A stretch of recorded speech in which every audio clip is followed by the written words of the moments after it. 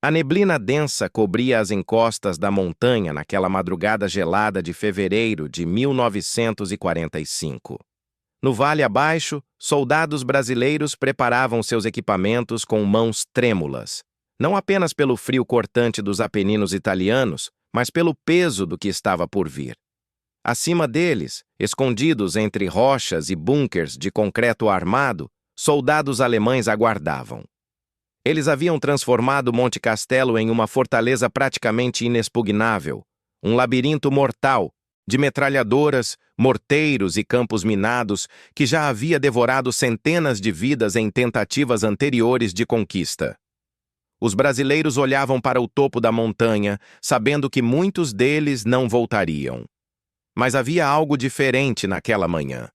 Depois de 3 tentativas fracassadas, depois de ver seus companheiros caírem nas encostas cobertas de neve, depois de enfrentar o desprezo velado dos aliados que duvidavam da capacidade de lutadores vindos dos trópicos, os pracinhas da Força Expedicionária Brasileira estavam determinados a provar seu valor.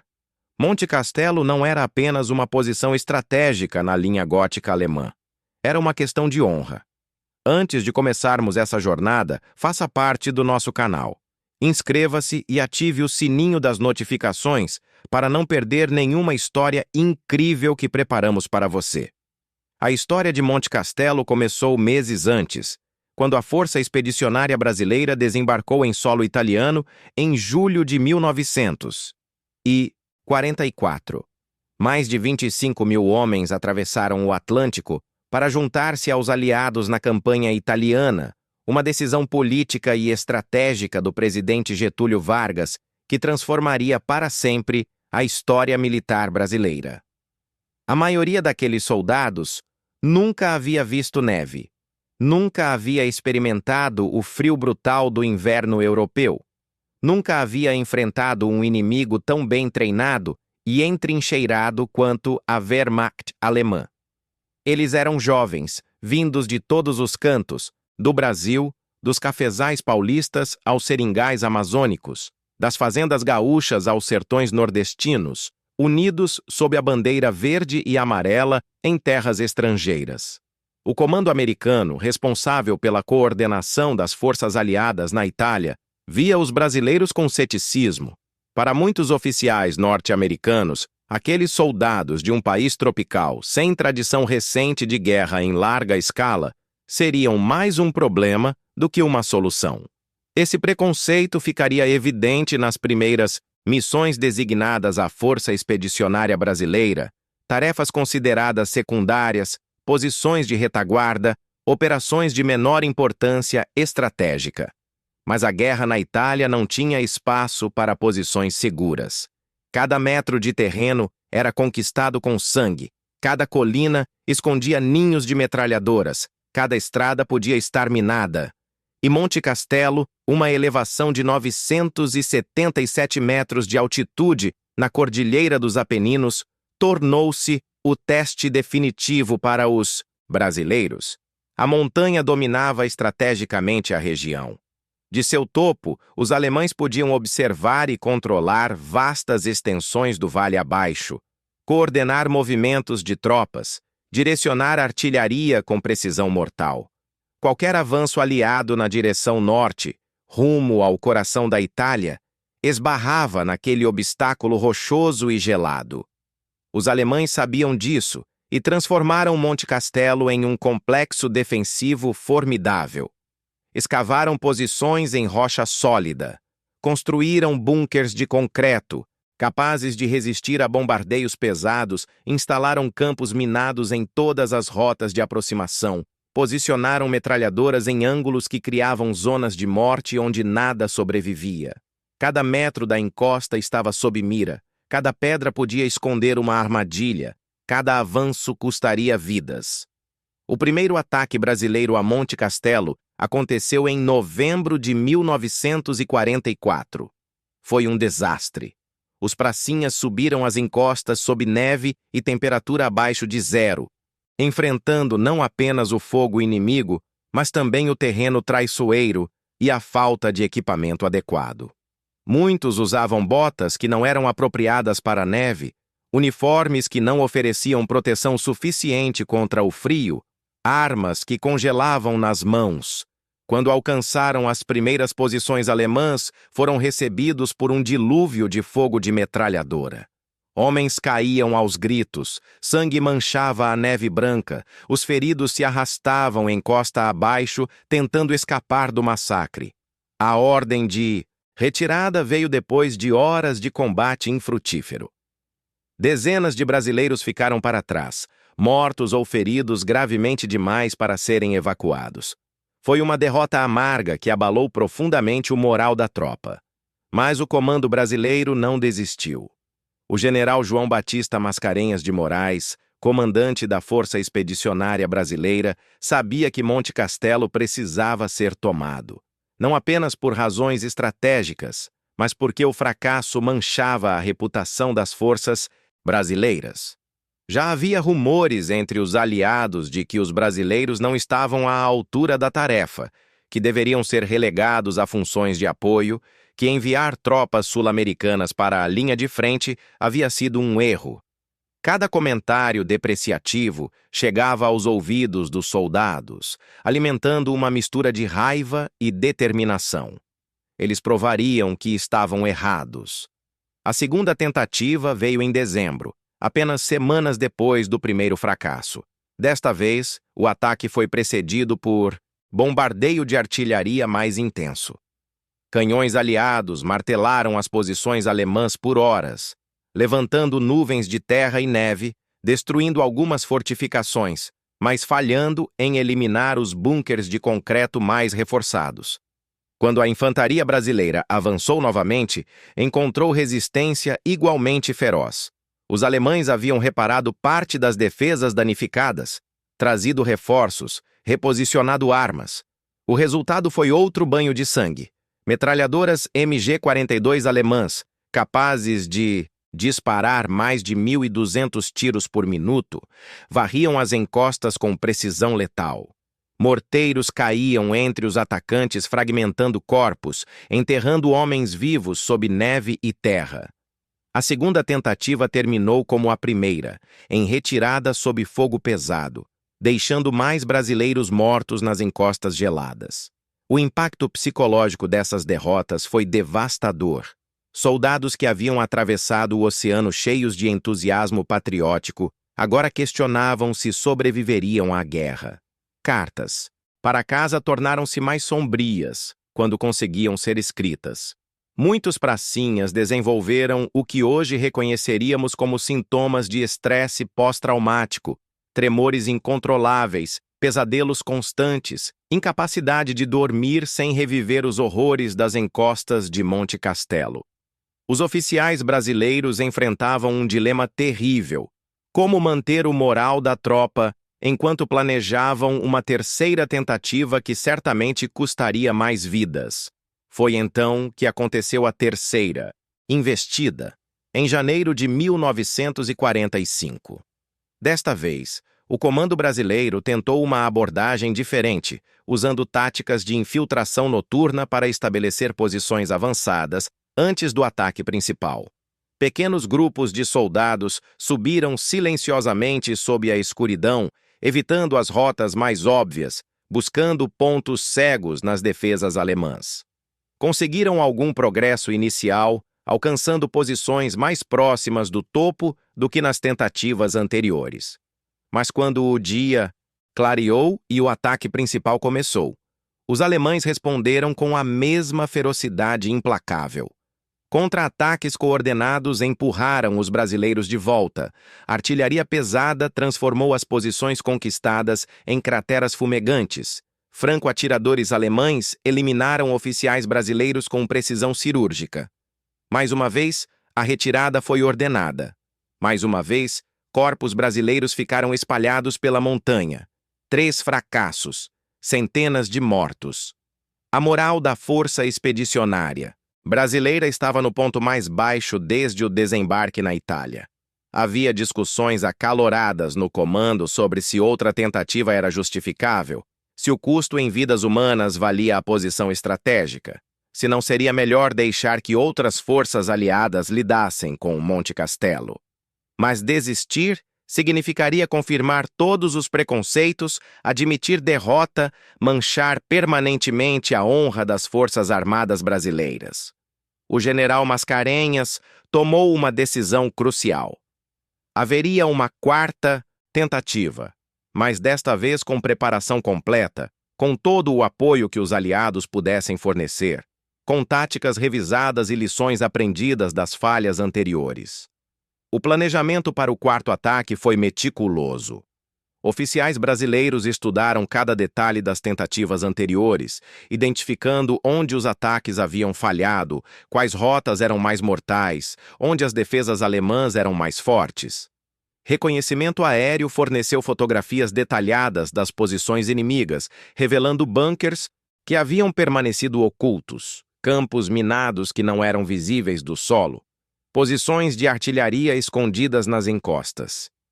Os brasileiros solicitaram e receberam mais apoio de artilharia dos aliados, incluindo canhões pesados capazes de perfurar as fortificações de concreto alemãs.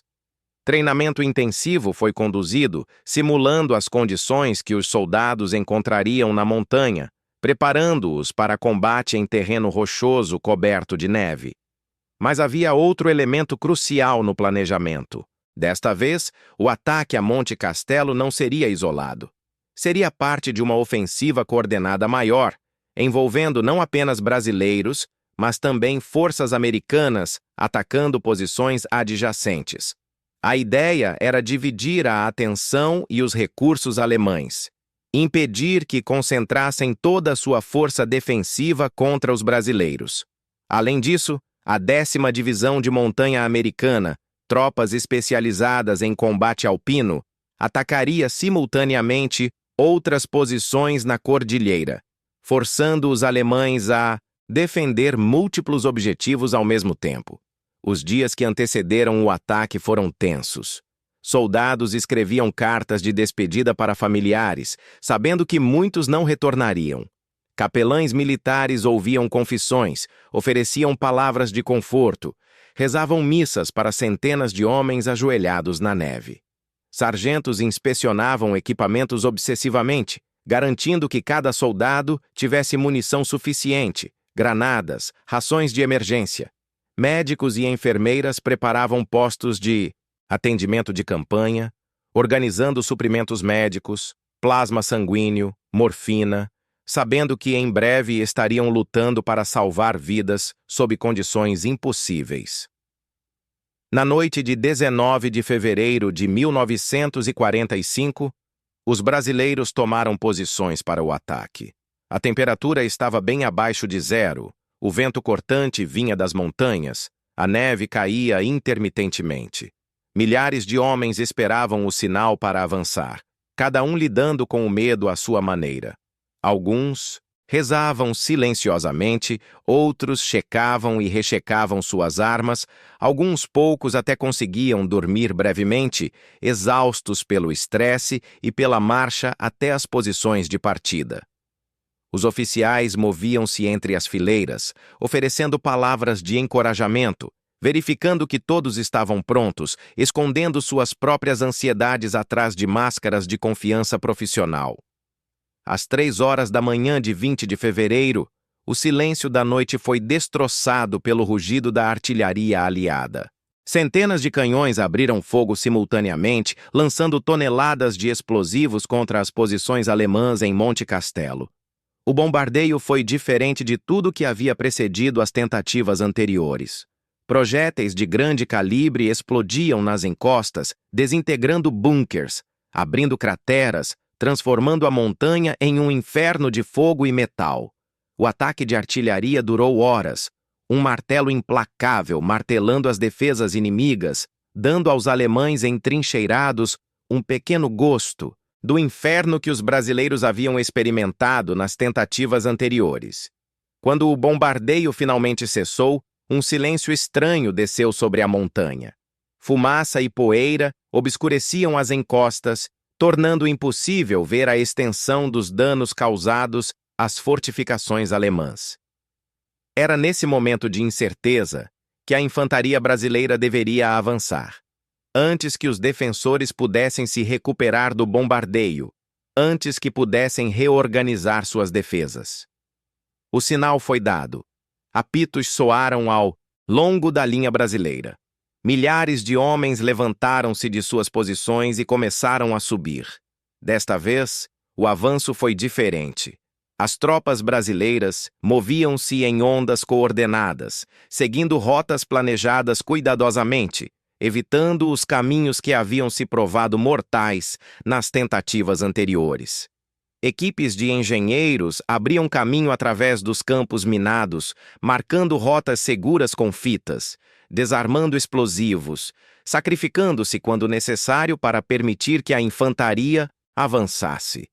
Soldados armados com lança-chamas atacavam bunkers que haviam sobrevivido ao bombardeio, enviando jatos de fogo líquido pelas fendas das fortificações, forçando os defensores alemães a escolher entre morrer queimados ou render-se.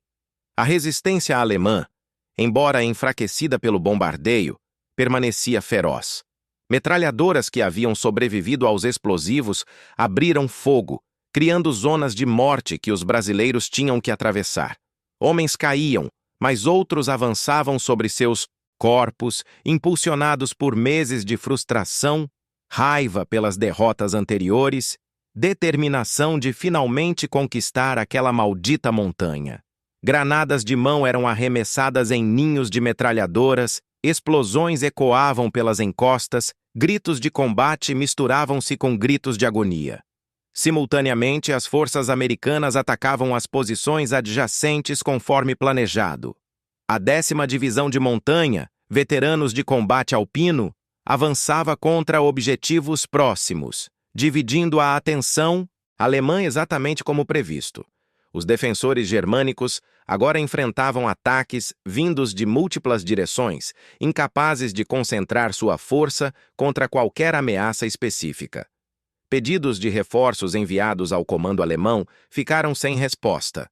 Todas as reservas já estavam comprometidas em outros setores da linha gótica que também estavam sob ataque pesado.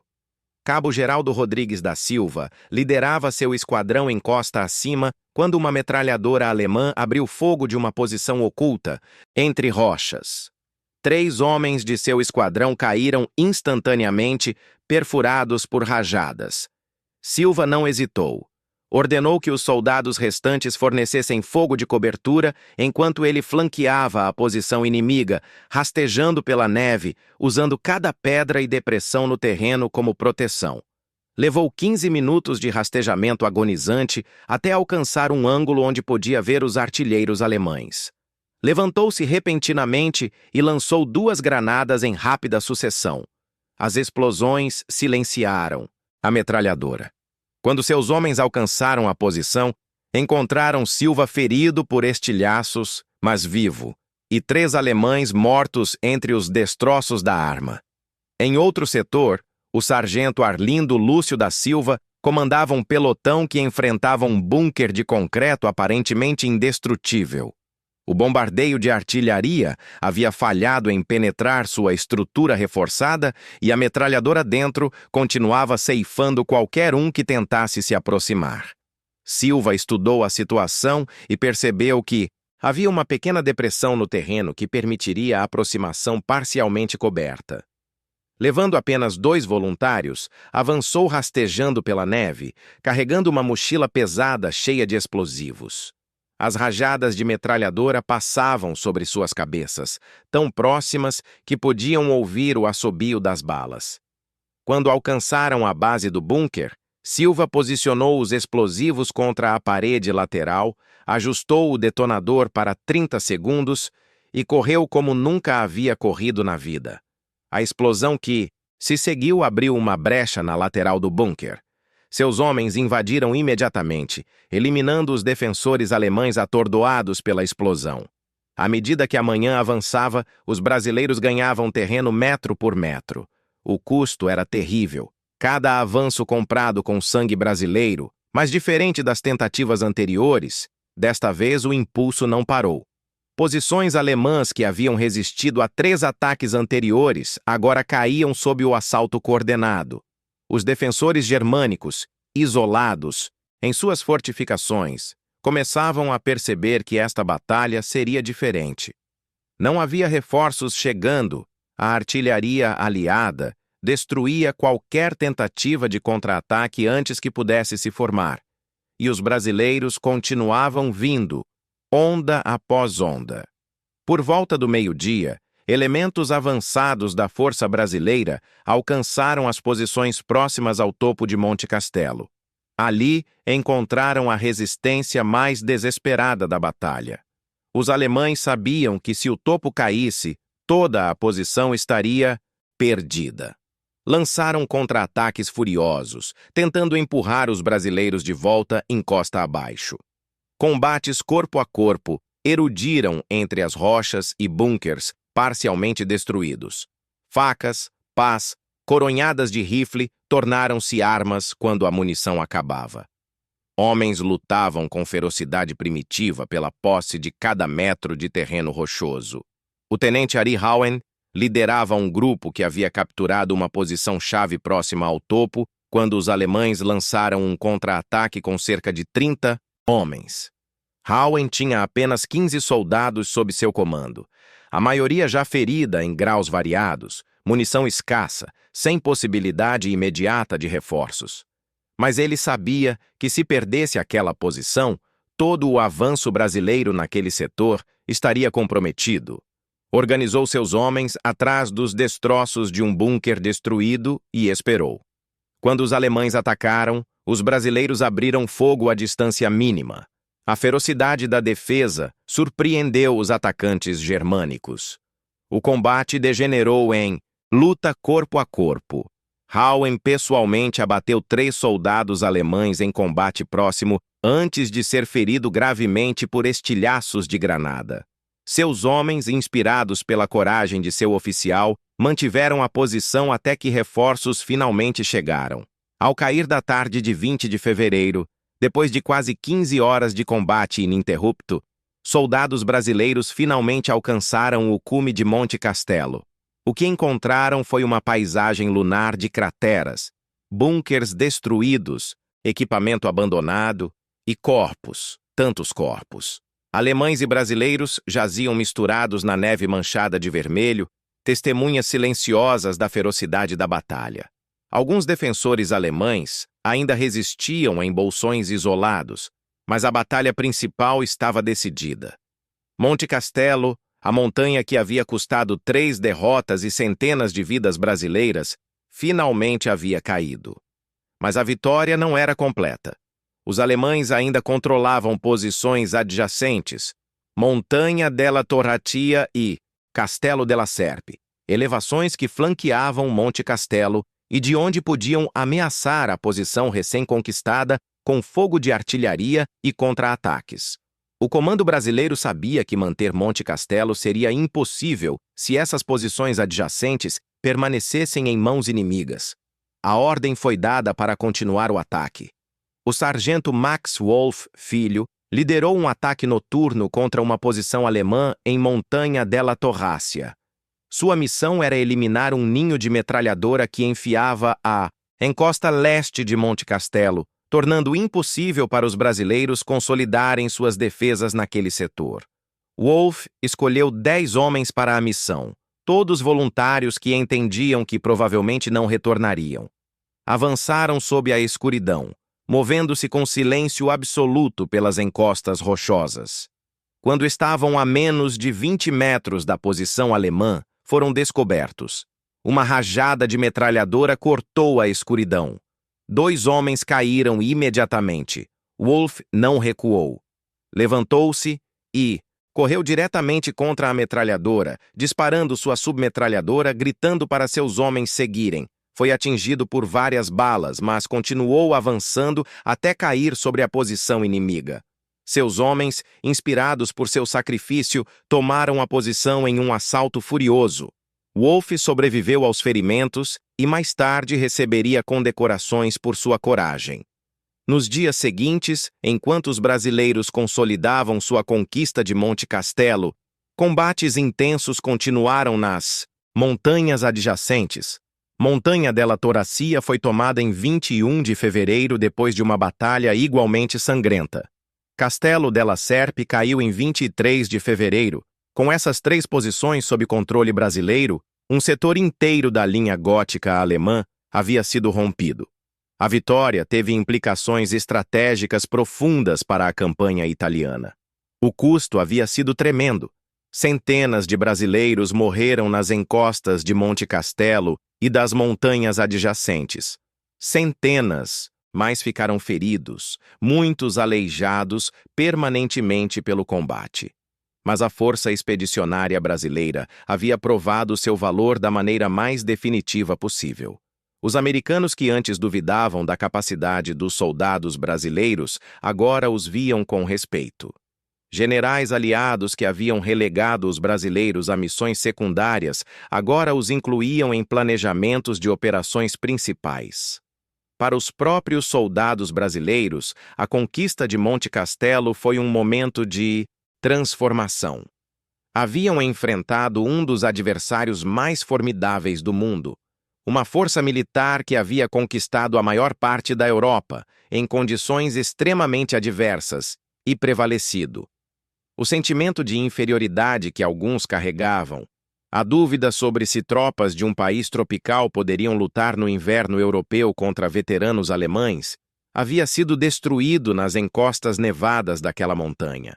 Eram soldados provados em combate, guerreiros que haviam conquistado sua posição através de coragem e sangue. A batalha por Monte Castelo também teve um impacto profundo no Brasil distante. Notícias da vitória chegaram ao país e foram recebidas com celebração nacional. Para um país que havia enviado seus filhos para lutar em uma guerra distante, com considerável apreensão, a conquista de Monte Castelo foi uma validação. Provou que o Brasil podia contribuir significativamente para o esforço de guerra aliado, que não era apenas um ator secundário no cenário mundial. A guerra, na Itália, tornaria-se parte fundamental da identidade militar brasileira, e Monte Castelo seria lembrado como o momento definidor daquela campanha. Mas para os homens que lutaram ali, Monte Castelo era mais do que um símbolo ou uma vitória estratégica. Era o lugar onde viram amigos morrerem, onde enfrentaram seu próprio medo e descobriram que podiam continuar lutando, onde experimentaram o horror visceral do combate moderno. Muitos veteranos de Monte Castelo carregariam cicatrizes físicas e psicológicas pelo resto de suas vidas. Alguns nunca conseguiriam falar sobre o que viram e fizeram naquela montanha. Outros passariam décadas contando e recontando suas histórias, mantendo viva a memória dos que não retornaram. A conquista de Monte Castelo também marcou uma mudança no emprego tático da Força Expedicionária Brasileira. Após a vitória, os brasileiros foram cada vez mais integrados em operações importantes. Participaram da captura de Montese, Coléquio e, finalmente, da rendição da Divisão Alemã Bérgamo. A FEB continuaria lutando na Itália até o fim da guerra em maio de 1945, acumulando uma lista impressionante de conquistas militares. Mas Monte Castelo permaneceu especial na memória coletiva. Era onde os brasileiros haviam falhado 3 vezes e triunfado na quarta, onde haviam transformado derrota em vitória através de persistência e coragem. As lições aprendidas nas encostas daquela montanha influenciariam o pensamento militar brasileiro por gerações. A importância de preparação adequada, de apoio logístico suficiente, de coordenação com forças aliadas, de liderança no nível de pequenas unidades, todas essas lições foram compradas com o sangue dos pracinhas em Monte Castelo. Após a guerra, esforços foram feitos para recuperar e identificar os corpos dos soldados brasileiros que caíram em Monte Castelo. Foi um trabalho doloroso e difícil. Muitos corpos haviam sido enterrados onde caíram, em sepulturas rasas marcadas por capacetes, pendurados em rifles cravados no solo. Alguns nunca foram encontrados, perdidos para sempre nas encostas da montanha. Os que foram recuperados foram eventualmente trasladados para o Brasil ou enterrados no Cemitério Militar Brasileiro em Pistoia, Itália, onde repousam até hoje. Monumentos foram erguidos em Monte Castelo para honrar os que lutaram ali.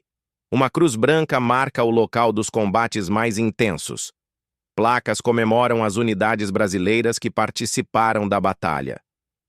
Veteranos, italianos locais, que viveram através da ocupação alemã e da libertação aliada, mantêm a memória da contribuição brasileira. Para eles, os pracinhas que libertaram sua região não são figuras históricas abstratas, mas heróis reais que arriscaram e frequentemente deram suas vidas pela liberdade de pessoas que nem conheciam.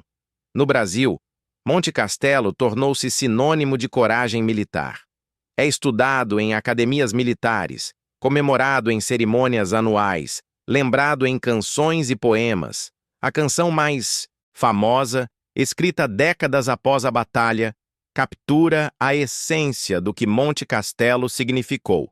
Um teste de coragem que os brasileiros passaram depois de falhar 3 vezes. A persistência diante da adversidade, a recusa em aceitar a derrota, tornaram-se parte da narrativa nacional sobre a participação brasileira na Segunda Guerra Mundial. Para entender completamente o significado de Monte Castelo, é necessário compreender o contexto mais amplo da campanha italiana. A Itália, na estratégia aliada de 1944 e 45, era considerada um teatro secundário.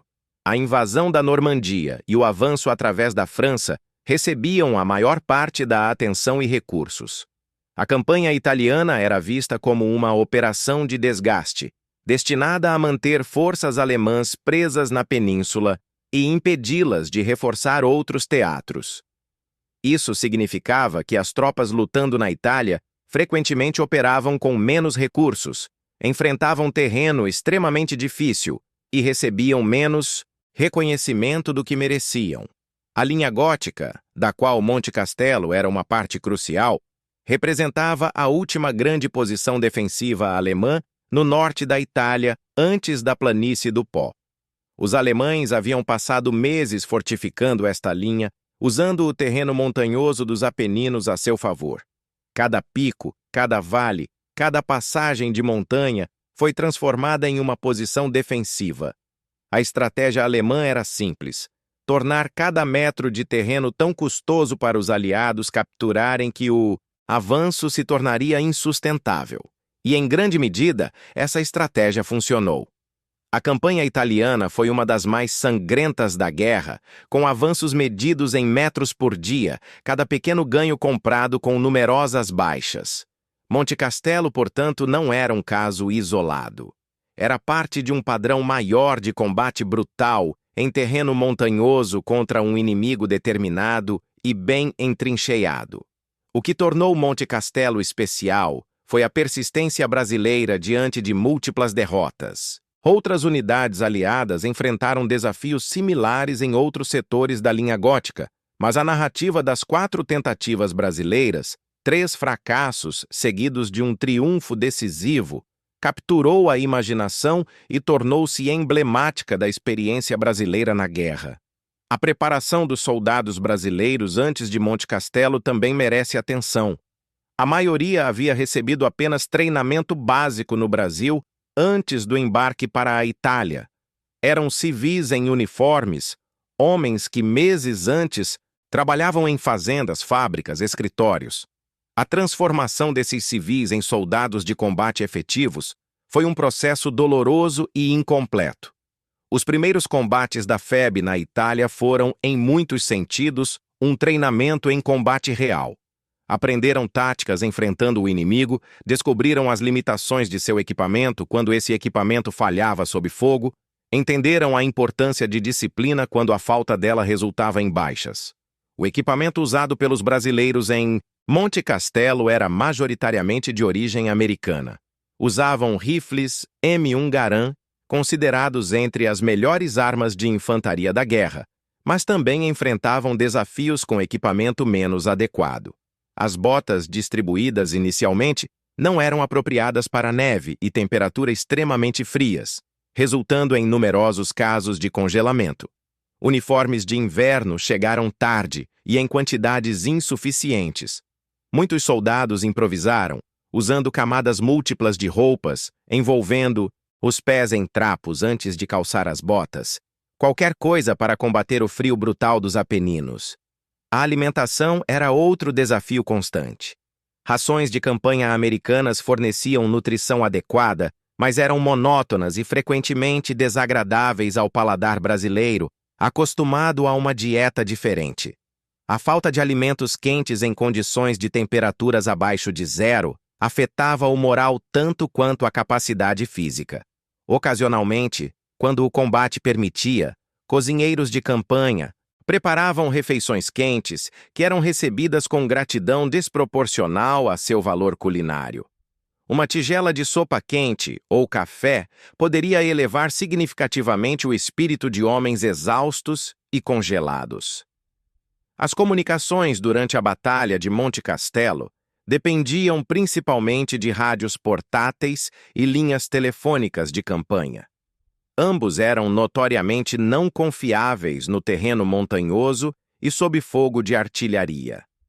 Linhas telefônicas eram constantemente cortadas por explosões, exigindo que equipes de comunicação arriscassem suas vidas reparando-as sob fogo inimigo. Rádios tinham alcance limitado nas montanhas e suas baterias frequentemente falhavam no frio extremo. Mensageiros humanos correndo entre posições sob fogo frequentemente se tornavam o método mais confiável de comunicação, embora também o mais perigoso. O papel da artilharia aliada na conquista final de Monte Castelo não pode ser subestimado. O bombardeio preparatório de 20 de fevereiro foi, quantitativamente e qualitativamente diferente das tentativas anteriores. Mais canhões, mais munição, melhor coordenação, observadores avançados posicionados para ajustar o fogo em tempo real. A artilharia não apenas danificou fortificações físicas, mas também teve um efeito psicológico profundo nos defensores alemães. Horas sob bombardeio pesado, mesmo em bunkers de concreto, causavam exaustão mental e física, que reduzia a eficácia defensiva. Quando a infantaria brasileira atacou, encontrou defensores já parcialmente derrotados pelo martelo da artilharia. A aviação aliada também contribuiu, embora de maneira mais limitada devido ao clima. Nuvens baixas e neve frequentemente impediam operações aéreas sobre os Apeninos. Quando possível, bombardeiros atacavam posições alemãs de retaguarda, linhas de suprimento e concentrações de tropas. Caças-bombardeiros forneciam apoio aéreo próximo, embora a proximidade das forças combatentes tornasse isso extremamente arriscado.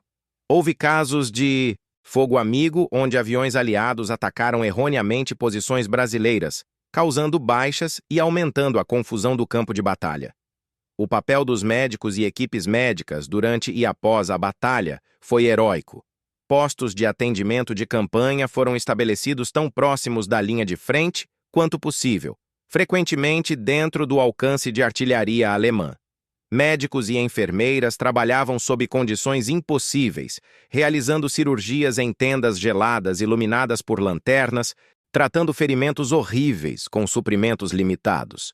A taxa de sobrevivência dos feridos que chegavam aos postos de atendimento era notavelmente alta, testemunho da habilidade e dedicação do pessoal médico. Mas muitos feridos nunca chegavam aos postos de atendimento, morrendo nas encostas antes que pudessem ser evacuados. Os maqueiros que recuperavam feridos sob fogo merecem menção especial. Carregar homens feridos, encosta abaixo em condições de combate, frequentemente sob fogo direto, exigia coragem extraordinária. Maqueiros eram frequentemente atingidos enquanto realizavam seu trabalho. Alguns feridos tiveram que ser deixados para trás temporariamente quando o fogo inimigo tornava resgate imediato impossível. Recuperá-los mais tarde, às vezes horas depois, em condições de escuridão e frio extremo, testava os limites da resistência humana. A interação entre brasileiros e americanos durante a batalha revelou tanto cooperação quanto tensão. No nível tático, soldados brasileiros e americanos lutavam lado a lado, desenvolvendo respeito mútuo baseado em experiência compartilhada de combate. Mas nos níveis de comando havia atritos. Alguns oficiais americanos ainda viam os brasileiros como subordinados menos capazes, resistiam a dar-lhes autonomia operacional, questionavam decisões táticas brasileiras. Outros oficiais americanos, especialmente aqueles que haviam testemunhado os brasileiros em combate, tornaram-se defensores entusiastas de sua capacidade e coragem. As relações entre soldados brasileiros e a população civil italiana local eram geralmente positivas. Italianos que viviam nas áreas libertadas pelos brasileiros frequentemente os recebiam como salvadores, oferecendo o pouco que tinham em termos de comida e abrigo. Soldados brasileiros correspondiam com generosidade, compartilhando rações quando possível, ajudando em reparos de emergência, tratando civis com respeito. Essas interações criaram laços duradouros. Alguns soldados brasileiros retornariam à Itália anos após a guerra para visitar as famílias que os haviam ajudado. Alguns até casaram com italianas e estabeleceram-se na região após a guerra. A reação alemã à conquista de Monte Castelo foi mista. Para a alta liderança alemã, era simplesmente mais um setor da linha gótica que havia sido rompido, exigindo retirada e estabelecimento de novas linhas defensivas.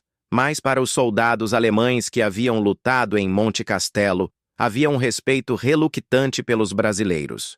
Prisioneiros, alemães capturados após a batalha, expressaram surpresa com a ferocidade e persistência do ataque brasileiro, admitindo que não esperavam enfrentar oposição tão determinada de forças sul-americanas.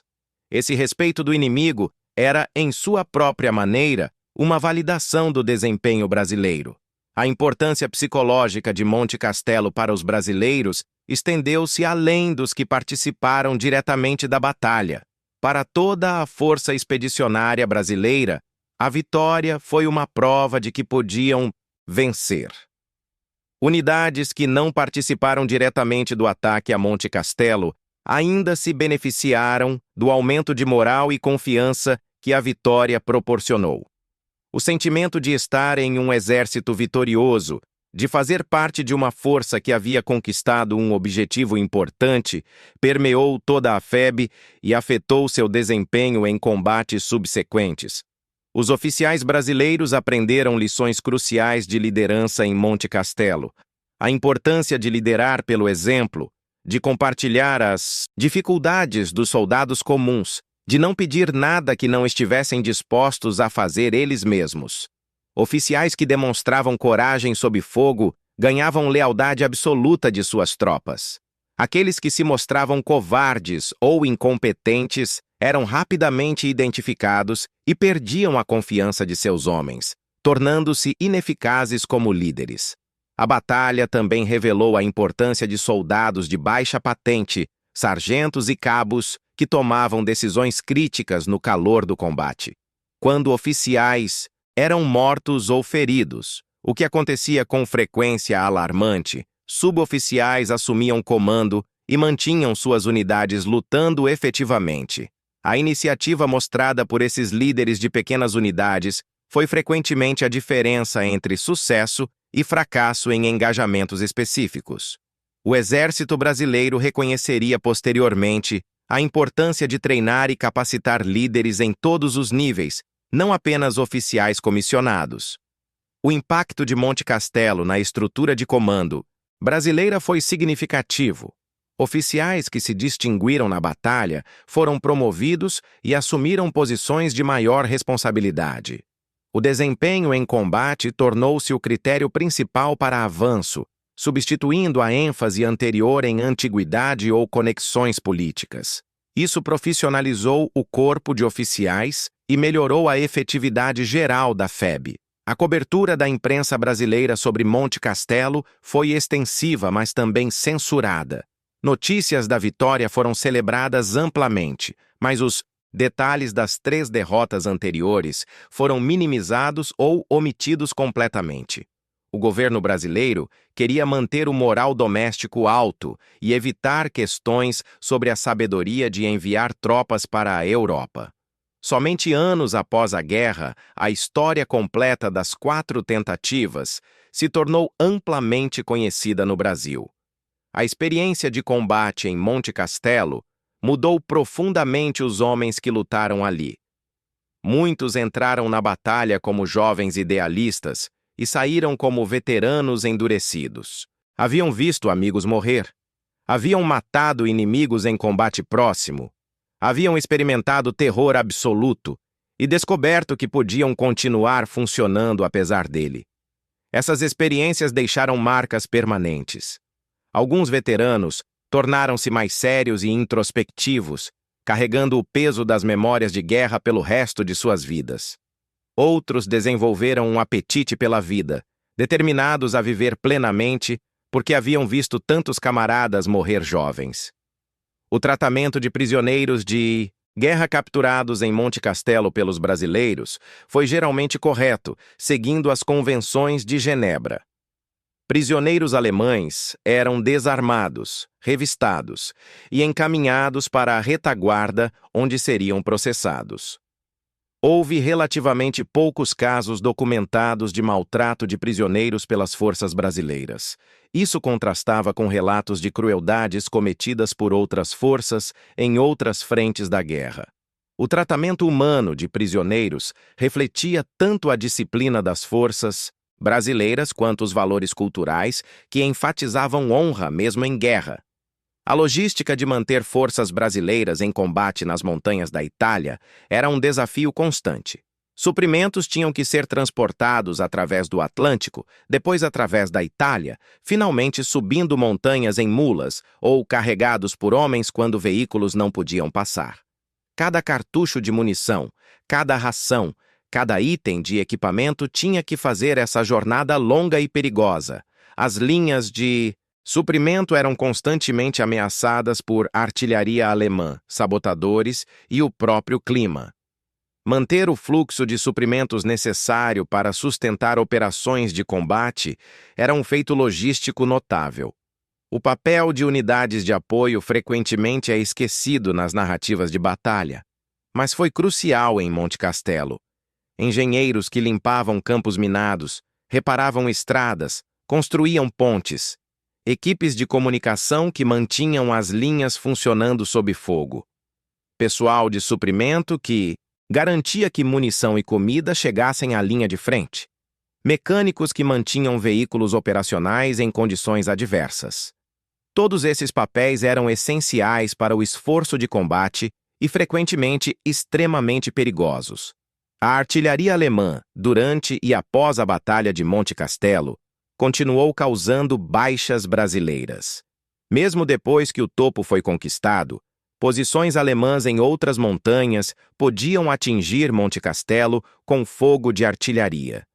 Os brasileiros tiveram que cavar trincheiras e construir fortificações rapidamente para proteger-se. Viver sob fogo de artilharia intermitente era mentalmente exaustivo. Nunca saber quando o próximo bombardeio viria, ouvir o assobio distante dos projéteis chegando, a explosão repentina, criava estresse psicológico constante. A evacuação e tratamento de feridos revelou tanto o melhor quanto o pior da guerra. Histórias de médicos operando sob bombardeio, de enfermeiras trabalhando 20 horas seguidas, de soldados arriscando vidas para resgatar camaradas feridos, demonstravam humanidade em meio à desumanidade da guerra. Mas também havia a realidade brutal de decisões de triagem, escolhendo quais feridos tinham maior chance de sobrevivência e, portanto, receberiam tratamento prioritário, sabendo que outros morreriam esperando. O impacto de Monte Castelo nas famílias brasileiras dos que lutaram ali foi profundo e duradouro. Telegramas informando sobre mortes ou ferimentos graves chegavam semanas ou meses depois dos eventos, devastando famílias que haviam esperado ansiosamente por notícias. Para aqueles cujos entes queridos sobreviveram, mas retornaram mudados pela guerra, havia o desafio de reintegração. Muitos veteranos tinham dificuldade em falar sobre suas experiências, criando distância emocional de familiares que não podiam entender o que haviam passado. A memorialização de Monte Castelo no Brasil tomou várias formas. Monumentos foram erguidos, ruas foram nomeadas, escolas receberam nomes de heróis da batalha. Mas talvez a forma mais significativa de memorialização foi a transmissão de histórias. Veteranos, quando finalmente conseguiam falar sobre suas experiências, contavam suas histórias para filhos e netos. Essas narrativas pessoais, frequentemente mais vívidas e impactantes do que relatos históricos oficiais, mantiveram a memória de Monte Castelo viva através de gerações. O custo econômico da participação brasileira na campanha italiana, incluindo Monte Castelo, foi significativo. O Brasil era um país em desenvolvimento enviando forças para lutar em outro continente, um esforço logístico enorme. O custo em equipamento, transporte, suprimentos era substancial, mas o governo brasileiro considerava esse custo justificável, parte do preço de ser reconhecido como um participante significativo na aliança que derrotou o Eixo. As relações pós-guerra entre Brasil e Itália foram parcialmente moldadas pela participação brasileira na libertação do norte da Itália. Há um sentimento de gratidão entre italianos mais velhos nas regiões libertadas pelos brasileiros. Esse sentimento de boa vontade facilitou relações diplomáticas e comerciais nas décadas seguintes. A diáspora italiana no Brasil também criou laços culturais que foram reforçados pela participação brasileira na guerra. A experiência de combate da FEB, especialmente em batalhas como Monte Castelo, influenciou o desenvolvimento militar brasileiro nas décadas seguintes. Táticas aprendidas na Itália foram incorporadas em doutrina militar. A importância de treinamento adequado, equipamento apropriado, liderança competente em todos os níveis, essas lições moldaram o exército brasileiro moderno. Veteranos de Monte Castelo ocuparam posições de liderança nas Forças Armadas brasileiras por décadas após a guerra, influenciando treinamento e doutrina. O legado de Monte Castelo também inclui questões problemáticas. Alguns veteranos sentiam que não receberam o reconhecimento ou apoio que mereciam após retornar ao Brasil. Pensões eram inadequadas. Tratamento médico para ferimentos de guerra era insuficiente. Oportunidades de emprego eram limitadas. Havia um sentimento entre alguns veteranos de que depois que a guerra acabou e os desfiles de vitória terminaram, foram esquecidos. Esse sentimento de abandono manchou a memória do serviço para alguns.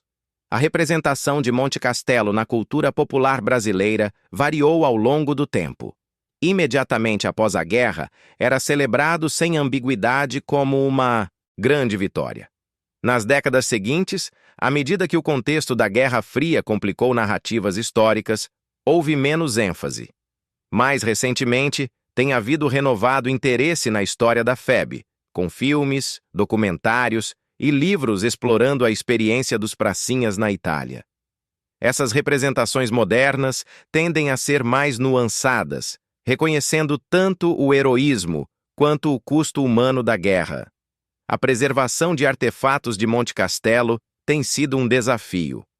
Uniformes, armas, equipamento pessoal de veteranos foram frequentemente descartados ou perdidos ao longo das décadas. Museus militares brasileiros possuem algumas coleções, mas muitos itens foram perdidos permanentemente. Há esforços em curso para localizar e preservar materiais restantes, reconhecendo seu valor histórico e educacional. A educação sobre Monte Castelo nas escolas brasileiras é irregular. Alguns currículos cobrem a participação brasileira na Segunda Guerra Mundial em detalhe.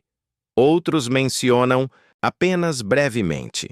Há um debate em curso sobre quanto tempo deve ser dedicado ao ensino deste período da história brasileira versus outros tópicos.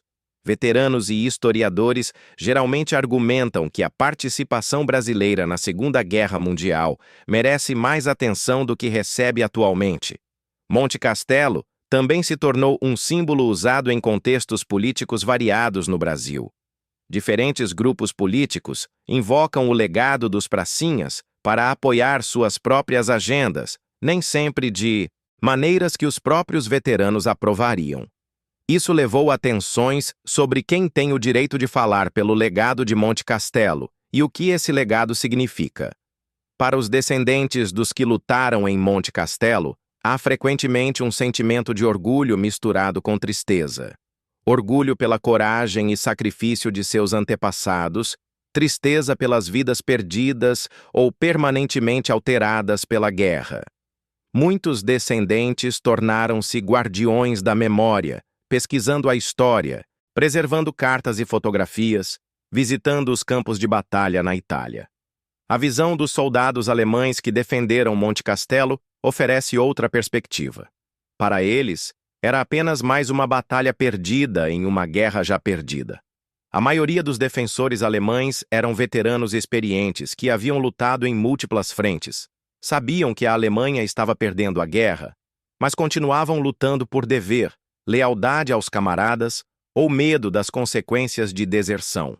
Suas memórias da batalha, quando registradas, frequentemente expressam respeito pelos atacantes brasileiros e alívio por terem sobrevivido. A significância de Monte Castelo no contexto mais amplo da Segunda Guerra Mundial é modesta. Foi uma de milhares de batalhas.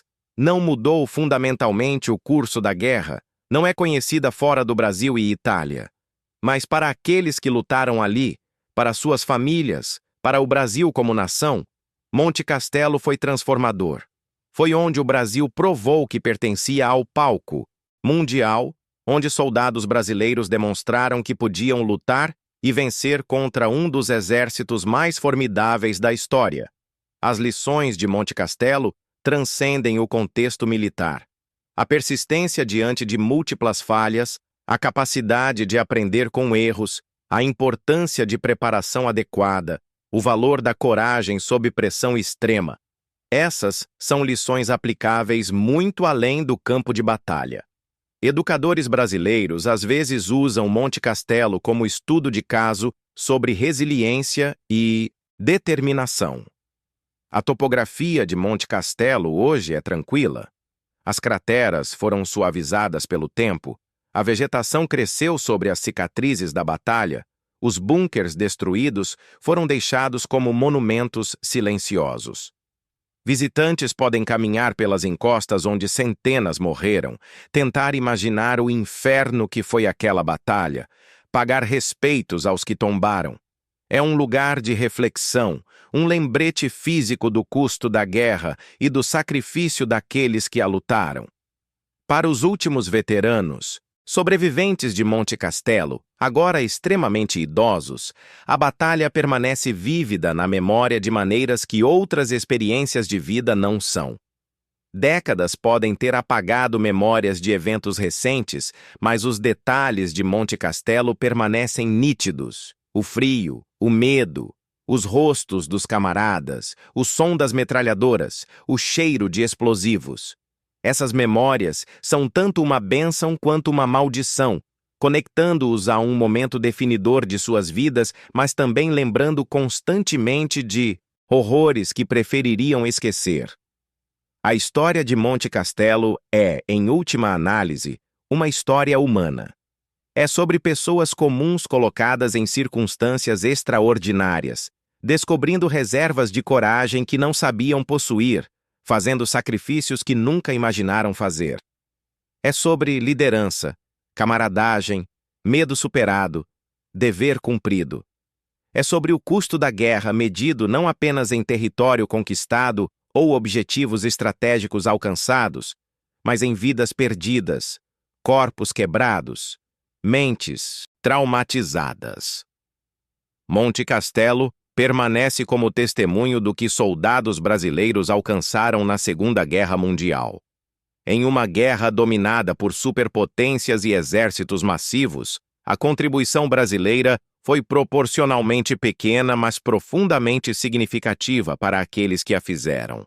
Monte Castelo foi onde provaram seu valor, onde conquistaram seu lugar na história, onde compraram com sangue o respeito que procuravam. Inscreva-se e ative o sininho das notificações para não perder nenhuma história incrível que preparamos para você. Até a próxima história!